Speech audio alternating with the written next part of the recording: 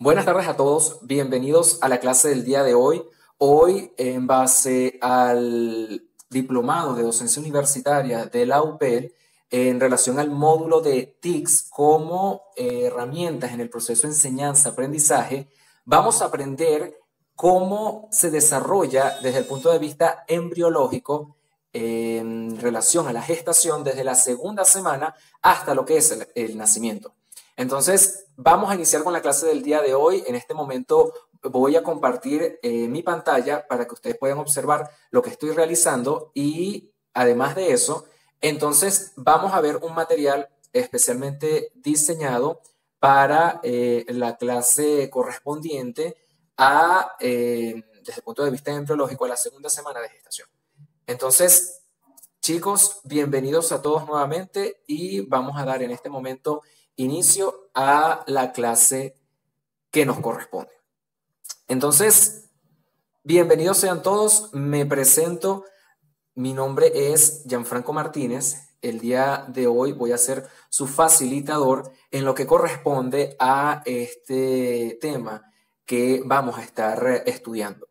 Entonces, en relación a la segunda semana de gestación, desde ella hasta el nacimiento, vamos a iniciar hablando sobre los periodos que van a corresponder a esta época embriológica.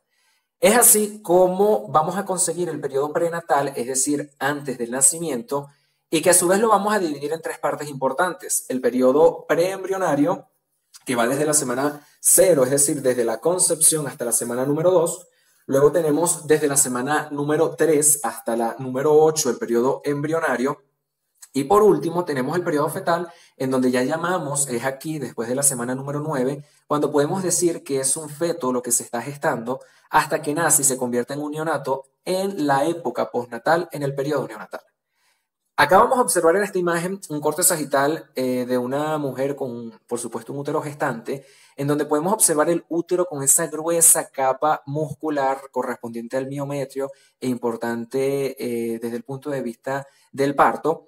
Podemos observar desde lo externo hacia lo interno que luego tenemos un endometrio, que es la capa más interna del útero. Posteriormente tenemos las membranas ovulares, las cuales se dividen en un corion, que es la más externa, y un amnios, que es la más interna y la que va a estar literalmente delimitando lo que es la cavidad amniótica, en donde se va a contener al feto, al líquido amniótico, y también podemos observar en la imagen ese pedículo que inicialmente fue de fijación, ahora lo llamamos cordón umbilical, y va a ser el punto en donde vamos a conectar en la región umbilical al feto con la placenta.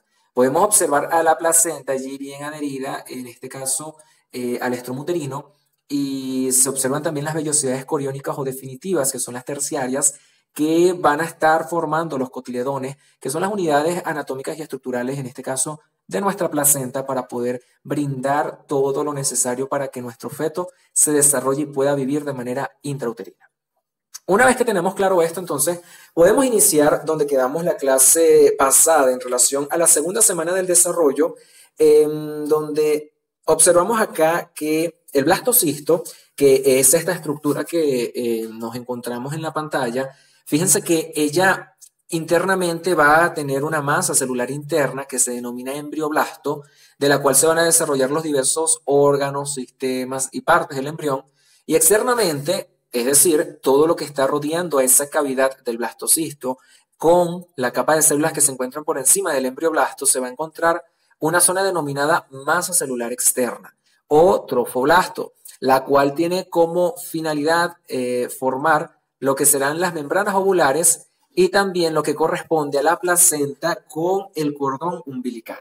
Entonces, fíjense que durante todo este proceso también se está formando una cavidad que se denomina blastocele, que será justamente esa parte que tenemos internamente y que se ha llenado de líquido. Entonces, del lado derecho podemos observar ahora una estructura que va a ser este mismo trofoblasto que inicia a penetrar en lo que es el epitelio y el estroma uterino y va a emitir una serie de prolongaciones hasta esta zona. Entonces, allí podemos encontrar cómo las células trofoblásticas empiezan a invadir todo lo que será el epitelio uterino y el estroma uterino, y eso será lo que está aconteciendo en esta semana, en la culminación de la primera semana de gestación. Y así, entonces, iniciamos lo que es la segunda semana de gestación. Acá fíjense que tenemos el día número 8. En este día número 8 de gestación, vamos a ver que esa masa celular externa, que es el trofoblasto, se está dividiendo en lo que va a ser el sincitio trofoblasto y el citotrofoblasto.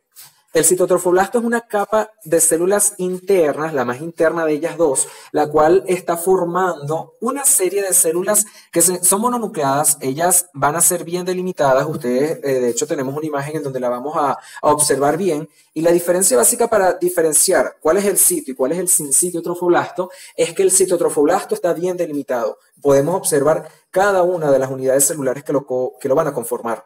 Mientras que el sincitio trofoblasto va a ser una masa de células amorfa, la cual no va a tener límites celulares, la cual van a encontrarse muchos núcleos dispersos en distintas partes, por lo tanto va a ser fácil la identificación, además de que esta es la más externa. Desde el punto de vista del embrioblasto, él también se va a dividir en dos. Una superior, que va a estar adyacente o más cercana a lo que es el trofoblasto y se denomina epiblasto, y una inferior, la cual va a estar más cercana a lo que era la cavidad del blastocele y se denomina hipoblástica. En este punto, a nivel de lo que va a ser el epiblasto, va a empezar a entrar líquido, se va a empezar a formar una cavidad y esta va a ser la futura cavidad amniótica, ¿ok? Entonces fíjense que justamente por encima del epiblasto vamos a contener lo que será futuramente la cavidad amniótica. Fíjense entonces en esta imagen. En esta imagen ya podemos observar cómo la implantación ha avanzado, cómo este proceso ya se encuentra, pues lo que será futuramente nuestro embrión, ya se encuentra más inmerso en el estroma uterino y si observamos bien esa capa amorfa de células que se puede observar arriba, fíjense que no tiene delimitaciones celulares, fácilmente la podemos observar, va a ser el sincitio trofoblasto, de hecho allí los tienen señalado. E inmediatamente por debajo de él tenemos una columna de células, una al lado de la otra. Sí, la podemos diferenciar mucho mejor cuál es una célula. Y esta va a ser el citotrofoblasto. Inmediatamente por debajo vamos a tener al epiblasto, es decir, la capa de células más adyacentes a lo que anteriormente era el trofoblasto, con una cavidad interna, la futura cavidad amniótica, y por debajo del epiblasto va a encontrarse el hipoblasto. Ya sabemos que por lo menos nos podemos ir ubicando en relación también a estos términos grecolatinos que estamos utilizando. Entonces, epi por arriba, hipo por debajo. Y esto macroscópicamente es lo que va a formar o lo que va a ilustrar al producto de la gestación aproximadamente en su día 8 de gestación. Fíjense también de que ahí podemos ver diversos vasos sanguíneos. Futuramente el sincitio trofoblasto, su meta va a ser conseguirlos a ellos, erosionarlos e iniciar en este caso la circulación uteroplacentaria. Entonces, seguimos con el día 9 y los que continúan. A nivel del día 9 ya se forma el periodo lagunar. ¿Por qué se denomina periodo lagunar? Y esto es importante que lo tengamos en mente porque el día 9, el sincitio trofoblasto, que era esa capa de células amorfas, multinucleadas, mal delimitadas, van a empezar a formar una serie de espacios o vacuolas en su interior. A esto se le denominan lagunas y por lo tanto iniciamos el periodo lagunar. Acá se diferencia bien lo que es el polo embrionario. ¿Cuál va a ser el polo embrionario? El que se encuentra cerca de lo que era el embrioblasto. Ahora, ¿cuál va a ser el abenbrionario? El que se encuentra justamente opuesto a lo que era inicialmente el embrioblasto. Y además de eso, la superficie interna del citotrofoblasto va a comenzar a revestir una cavidad, en este caso junto con el hipoblasto, porque recuerden que ella es la que es más adyacente a esa porción externa, que se denomina saco vitelino. Primitivo porque posteriormente se va a formar el definitivo. Del día 11 al 12 vamos a ver cómo ya inicia la circulación uteroplacentaria. Y esto lo vamos a ver porque el sincitio trofoblasto penetra y va a empezar a rasgar, a erosionar todo lo que va a ser estas sinusoides y estas arterias y vasos maternos para que en las lagunas que se formaron empiecen a inundarse de esta sangre para que comience de manera rudimentaria el sistema lagunar y la circulación uteroplacentaria. ¿Ok? Esto es sumamente importante tenerlo en cuenta. De igual forma, se va a empezar a diferenciar una nueva capa de células que se denomina mesodermo extraembrionario. ¿Por qué se denomina mesodermo extraembrionario? Porque está fuera del embrión. Más adelante vamos a observar que va a haber un mesodermo que está dentro de este embrión. Y al rodear al saco vitelino primitivo se denomina cavidad exocelómica. Acá también tenemos que tener en cuenta que de estas cavidades que se están formando en ese mesodermo extraembrionario empiezan a converger, porque son muchas, múltiples que se empiezan a formar. De igual forma ya les voy a mostrar una ilustración con respecto a eso. Y cuando empiezan a confluir una con otras, formarán lo que será la cavidad coriónica. Entonces, fíjense. Inicialmente, bueno, esto es un corte histológico básicamente para que lo podamos ver no tanto desde el punto de vista de caricaturas, pero más real. Las estructuras que les mencioné anteriormente, fíjense que tenemos el sincitotrofoblasto de manera externa, muchas células no bien delimitadas y las lagunas que están entre ellos. El citotrofoblasto ya es una hilera de células, se ve un poco más delimitada justamente por debajo del sincitio. Y después, fíjense que tenemos la estructura característica del epiblasto. Apenas se ve una pequeña cavidad amniótica muy pequeña. De hecho, acá ni siquiera la señalan y por debajo del epiblasto tenemos una capa de células bien condensadas que serán el hipoblasto. Y posteriormente, bueno, el epitelio uterino. Acá tenemos una ilustración del día 9. Fíjense lo más importante del día 9 que les mencioné, el sistema lacunar ya se formó. Fíjense las lagunas en nuestro sincitotrofoblasto. Fíjense que el citotrofoblasto, nuevamente las células son bien delimitadas, se observan bien. Fíjense la cavidad amniótica que se encuentra en el epiblasto, por debajo del epiblasto. Esas células amarillitas pequeñas forman el hipoblasto. Está la cavidad exocelómica que está delimitada justamente por la membrana exocelómica y está el hipoblasto, y fíjense entonces que se ven y se diferencian de manera general. Fíjense que ya hay un coágulo también de fibrina que se formó como consecuencia del proceso de implantación. Acá ya está mucho más inmerso en lo que es el estroma uterino. Continuamos entonces, aproximadamente en el día número 12, ya observamos esta imagen que tenemos acá. Lo que tenemos que recordar de lo que mencionamos anteriormente, principalmente va a ser que ya los sinusoides maternos han sido erosionados por el sincitotrofoblasto. Las lagunas han iniciado a colmarse de la sangre y la circulación ha iniciado.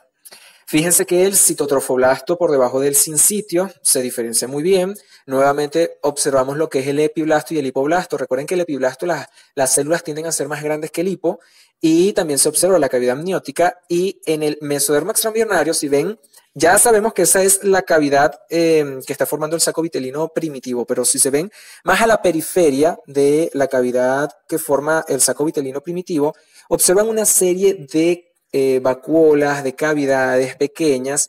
Esas son las cavidades que les mencioné que se están formando en la membrana, en lo que era el mesodermo extraembrionario. Y justamente eso que está allí es lo que va a converger para formar posteriormente la cavidad coriónica. Acá tenemos el día número 13, de lo que será la gestación.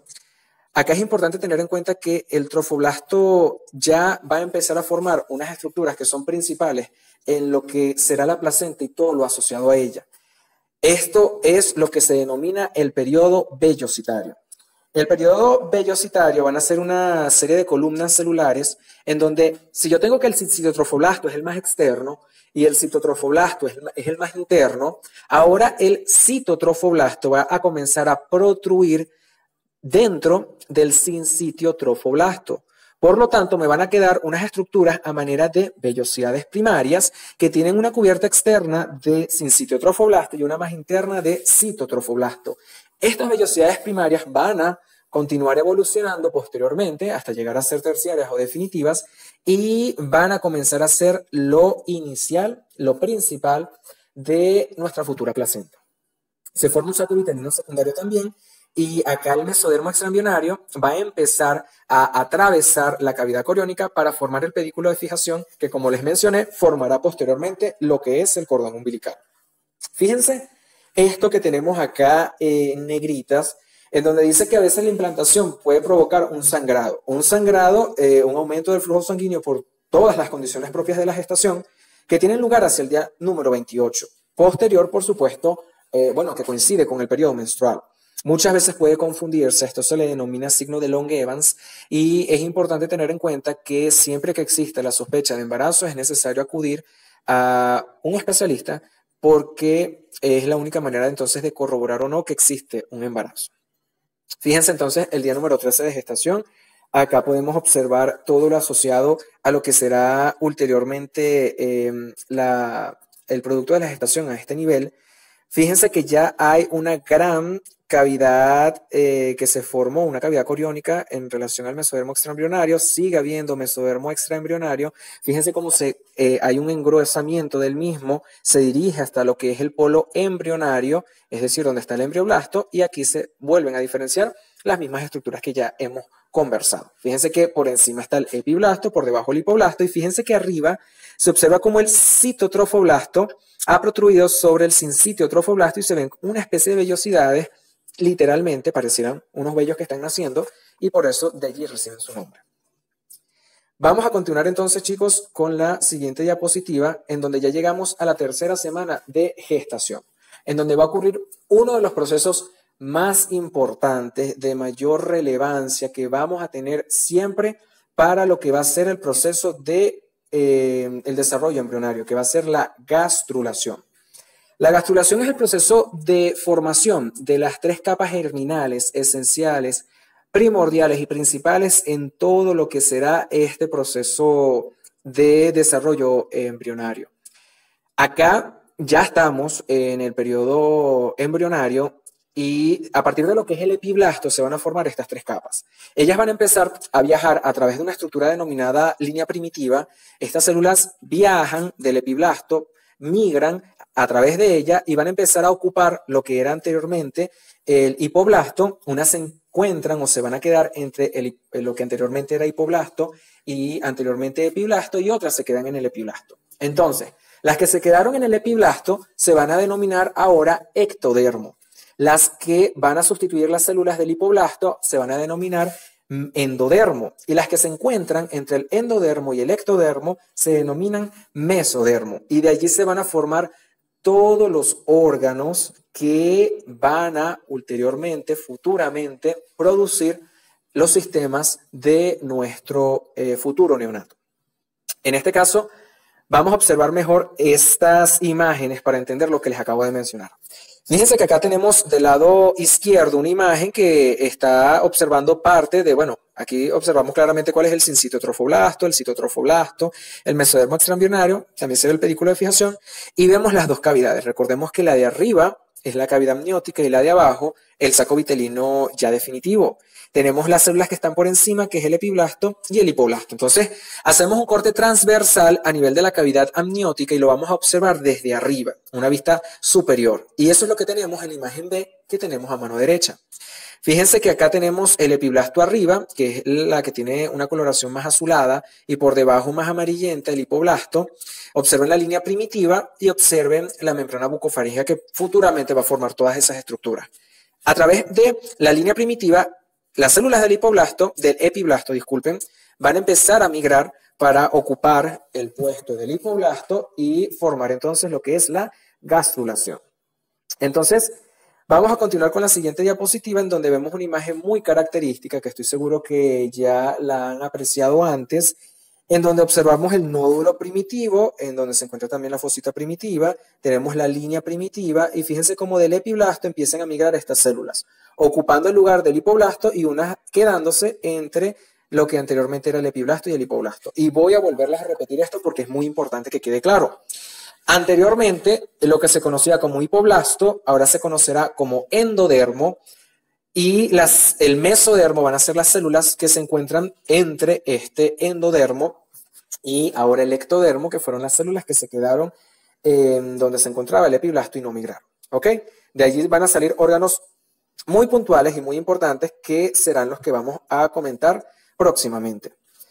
De igual forma, se está también produciendo un proceso denominado neurulación y se forma una estructura denominada notocorda.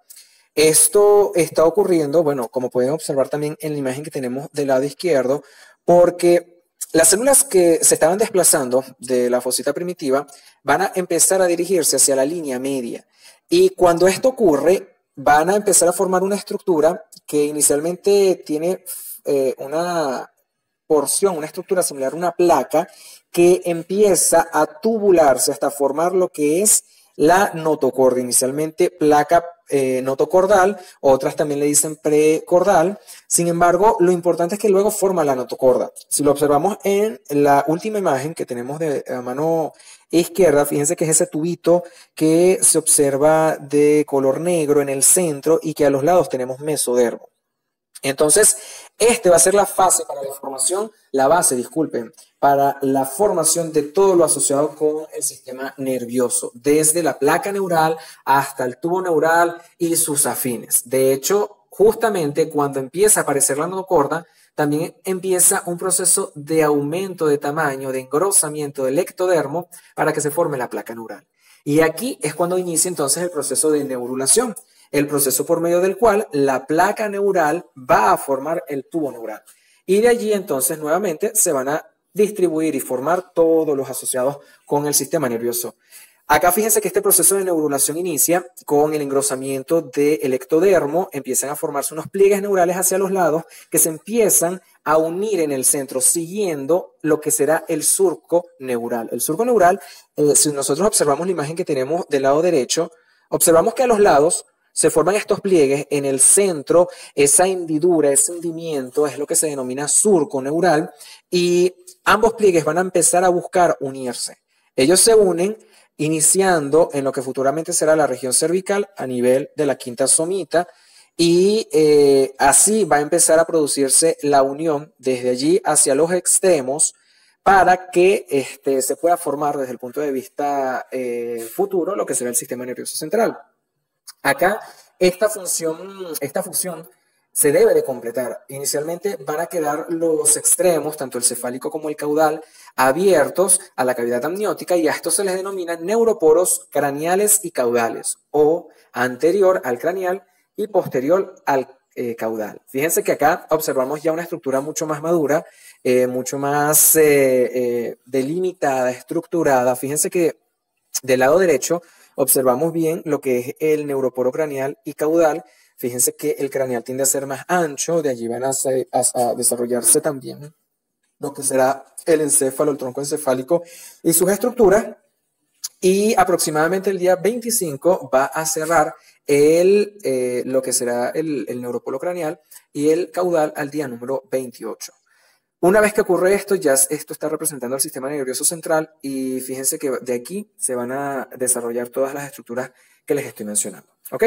Entonces, acá tenemos un cuadro resumen de todo lo que está formándose en estas capas germinales. Fíjense que del ectodermo, desde el punto de vista práctico, se forma todo lo derivado prácticamente de lo que tiene que ver con, desde el punto de vista nervioso, sistema nervioso central, periférico, los epitelios sensoriales, por lo mismo, hipófisis, afines, más la médula suprarrenal, la parte de la glándula tiroides, melanocitos, esmalte dental, glándulas mamarias y lo externo, es decir, epidermis, pelos y uñas. En el mesodermo, meso en el centro, entonces los vasos sanguíneos es algo que siempre tenemos que tener en cuenta, vasos, porque linfáticos también, y tejido conectivo, y todos sus afines, muscular, linfático, sanguíneo, etc.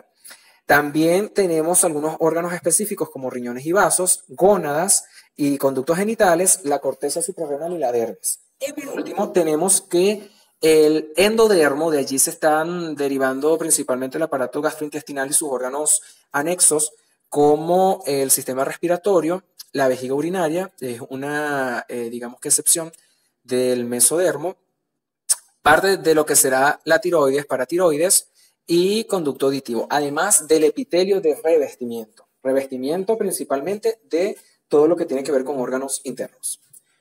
Ok, entonces vamos, ahora que ya tenemos esto claro, a continuar con el periodo fetal. Lo que les mencioné anteriormente es un abreboca del periodo embrionario que tiene sumamente muchos detalles, pero básicamente es algo que quiero que tengan en cuenta y recuerden. En relación al periodo fetal, fíjense cómo va evolucionando el feto en la imagen que tenemos a mano izquierda. La proporción de la cabeza en relación al cuerpo es variante hasta que ya al final tiende a tener una proporción más o menos adecuada.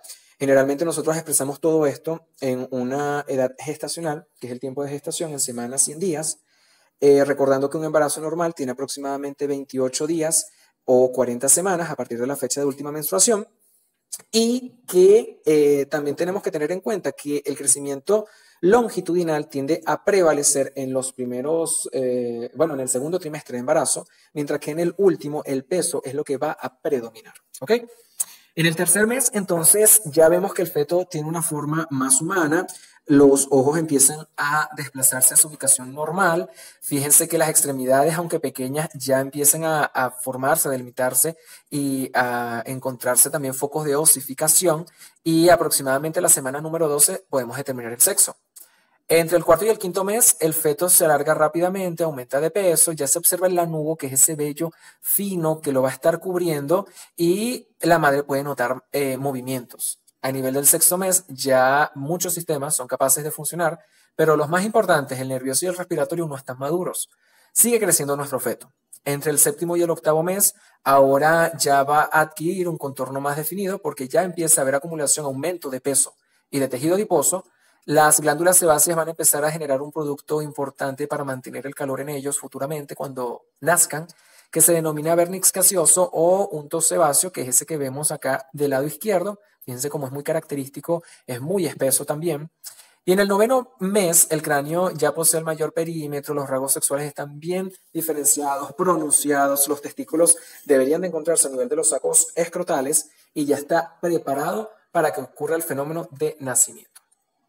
Entonces, básicamente esto es lo que ocurre desde la segunda semana de gestación hasta el nacimiento. Fíjense que esto que tenemos acá es un feto con su cordón umbilical, la placenta la podemos observar al fondo, tranquilo, en su cavidad amniótica tan a gusto. Entonces, una vida se está gestando, un embrión se desarrolló para formar ahora un feto que futuramente ya será un neonato y que está capacitándose para poder sobrevivir, porque definitivamente nacer no es fácil y va a tener que dejar su zona de confort para atreverse a explorar un mundo totalmente nuevo y distinto para él. Entonces, espero que hayan podido entender y comprender un poco más, que hayan podido aclarar dudas y que se hayan podido también enamorar un poco más de lo que es la embriología, un tema sumamente interesante, importante y necesario para que el producto de la gestación que tenemos en pantalla pueda adquirir su mejor funcionalidad, pueda llegar a un adecuado desarrollo de sus sistemas y órganos y, por supuesto, a un parto, un nacimiento adecuado para que una vez que se encuentre en el periodo neonatal, pues pueda desarrollar y aprovechar sus funcionalidades al máximo. Entonces, muchas gracias, muchachos. Ahora me gustaría saber si tienen alguna duda, alguna pregunta en relación al tema. Sí, profe, mi inquietud es la siguiente. Nos hablaste sobre la formación de los vasos sanguíneos extraembrionarios, pero me quedó la duda de en qué semanas específicamente comienzan a formarse los vasos sanguíneos Fíjate, entonces, intraembrionarios. para tener esto bien claro, para poder explicarte lo mejor, quiero que sepas que el proceso de circulación uteroplacentaria se va a dar gracias a las arterias espiraladas del útero, que son las que ya mencionaba, y que del mesodermo es de donde se están desarrollando los vasos sanguíneos, de esa capa germinal. Por lo tanto, no sé si recuerdas cuando mencioné la estructura de las vellosidades primarias, que era citotrofoblasto por fuera y citotrofoblasto por dentro. El mesodermo va a empezar a protruir dentro del citotrofoblasto. Y cuando el mesodermo protruye dentro del citotrofoblasto, al finalizar la tercera semana, aproximadamente alrededor del día número 20, se empieza a diferenciar en vasos sanguíneos. Que de hecho, cuando protruye es una vellosidad secundaria, pero cuando se diferencia en arterias y vénulas, en capilares, en ese sistema capilar placentario, ya se denomina vellosidad terciaria y lo que queda es crecer y esa va a ser la vellosidad definitiva dentro de la placenta. Continuando ahora con la ronda de preguntas, ¿alguien más tiene alguna duda respecto a este tema? Dariana, Kiarelin, ¿tienes alguna duda? Sí, Gianfranco, yo tengo una pregunta. ¿En qué Ok. semana se produce la gastrulación? Ok, bueno, el proceso de gastrulación ya sabes que es sumamente importante y da inicio aproximadamente de la semana número 3. De hecho, este se denomina disco germinativo y se denomina la semana del disco germinativo. ¿Ok? Vamos a finalizar entonces con esta imagen. Espero que les haya gustado la clase, que hayan aprendido. Les dejaré el video. Muchas gracias a todos por conectarse y nos vemos en una próxima oportunidad. Hasta luego.